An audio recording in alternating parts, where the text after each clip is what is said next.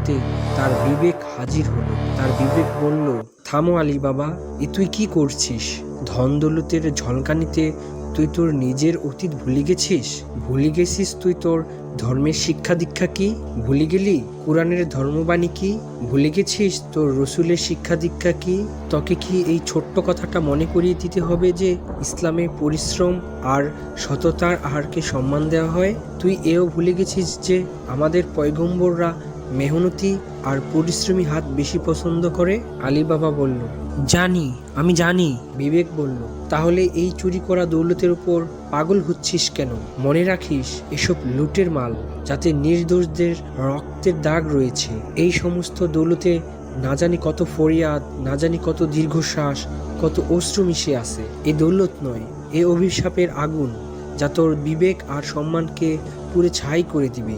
এই হিরে সোনাদানা নয়,